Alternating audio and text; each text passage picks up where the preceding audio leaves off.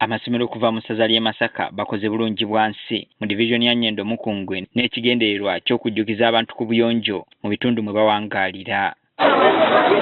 Akulira amasomero mu ssaza ly'Ekereziya erya Masaka, Father John Bosco Kabaalu agamba enteekateeka eno yagunjibwawo omwepisikoopi w'essaza ly'e Masaka, Silvera Sejjumba, ku mulamwa ogugamba nti tunnyikize obuyonjo n'okutaasa obutonde bw'ensi nga tusimbye mu katabi. Ffenna nga tukola obuyonjo mu masomero gaffe nga tufaayo okulaba nti omusumba kyeyatukubiriza okutwala mu maaso oba okunnyikiza mu bulamu bwaffe obwa bulijjo tukituukiriza, kwe kutaasa obutonde bw'ensi naffe nnyini okufaayo ku buyonjo, obuyonjo bwaffe ng'abantu ate n'obuyonjo bw'ekifo tubeera nga tufane ku bintu ebitwetoolodde obutonde bw'ensi.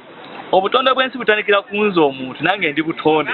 Father Kabaalu agamba abantu bangi tebakyafaayo kweyonja nga basazeewo okukiteeka mu baana abato basobole okukula nga bamanyi ekyokukola. Mu baana bano tuba tutandise okukikuza n'okukikkaatiriza entakera nga tekiri bubeezi mu bigambo naye ne mu bikolwa, kiyinza okutuyamba okuzimba eggwanga eddungamu. Esther Nankumba, omusawo w'ebyobulamu atwala division ya Nyendo Mukungwe, asabye abayizi okwewala okusaasaanya kasasiro buli bwe basanze nga kino kiviiriddeko n'amataba mu bitundu by'eggwanga ebitali bimu. Bw'omansa kasasiro ng'otambula enkuba bw'etonya yagukira mu miki? Mu mwala. Enkuba bw'ewera ng'emyala giziba ng'amazzi gakirira mu mayumba gaffe. Amataba mugawulira e Kampala? Mumanyi kwe gava? Neeyisa yaffe embi ey'obutakuuma buki?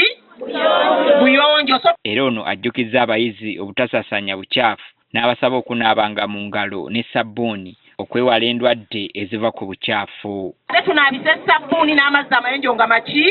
Nga mangi ate nga mayonjo.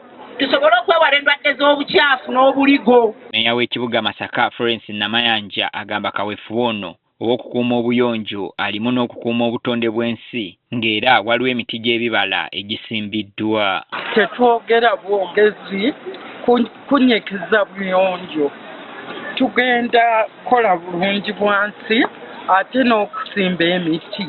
Tutandise n'emiti gino egy'ebibala.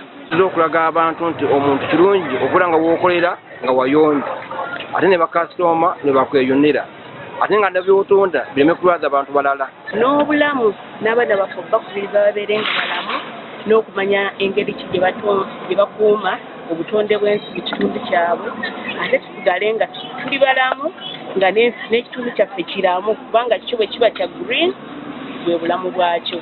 Abayizi abeetabye mu bulungi bwansi ono bakubirizza bannaabwe okukuuma obuyonjo n'okwewala okusaasaanya obukyafu.